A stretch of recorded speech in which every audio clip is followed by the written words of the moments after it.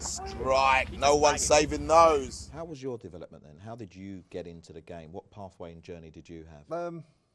I was spotted by Brentford, age 14. So I signed schoolboy forms and I was introduced to the under 15s, under 16s. Done well enough to get the old school YTS apprenticeship for 2 years, which, you know, from our day, we was scrubbing boots. Yeah, exactly, the good old days. It was a 9 to 5 job. Yeah. not this little... Caveman, it would be that, it'd be cool, wouldn't it? Turn up, here's my boots and train. Totally we different. We had to do jobs and earn that sort of respect for the game that you was looking to get into. So by the time you achieved your professional contract at 18, which I did, I was fully geared up for the hard graft. Right, okay, yeah. I think nowadays it's somewhat changed. A lot is put on the plate. But, you know, by the time I was 21, I probably played nearly 100 games. Well, that's the difference as well, is that your exposure to the professional side of the game, and as they call it, man's football as such, wasn't at an early stage. So, you know, to have 100 games at 21. Yeah, there was, you know, the reserve team structure as well, which was, you know, sometimes you're playing against non-league clubs like Barnet, Enfield. Yeah. You're playing against men that work. Yeah. You're playing against builders sometimes. And as an 18 or 19-year-old, you're getting put up against these guys. You have to be mentally prepared and physically equipped to deal with that.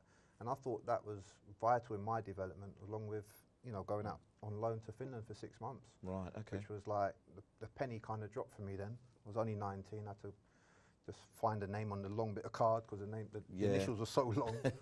I just had to find this guy in Helsinki airport, and then we went off to, I think, Rovaniemi, which is in the Arctic Circle, to watch a game. So, but that whole 6-month period, I think that made the penny drop for me. I said, you know what, I really want to do this.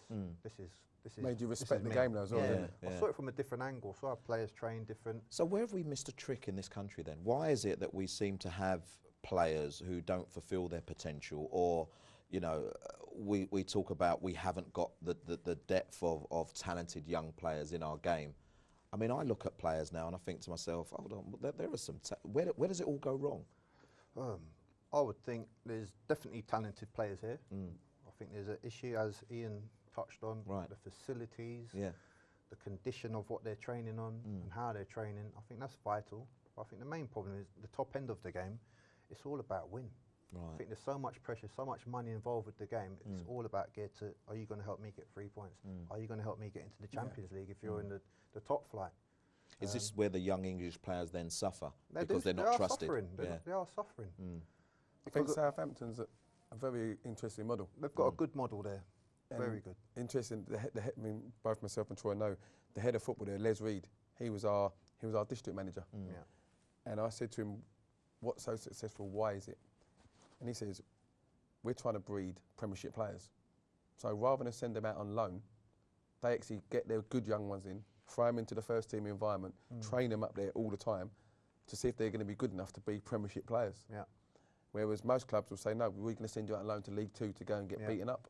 So it's a different school of thought here, because ultimately, from 18 to 19, you're playing in the youth team, and then for me, if you're a good player, at 19, 20, you should be playing first team football. Yeah, definitely.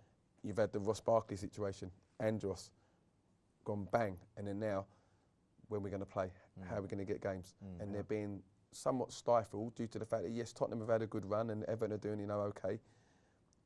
My worry is that until we go down the route of maybe one of these foreign countries, in terms of Spain, where they have almost like B teams playing in League One, League Two, possibly.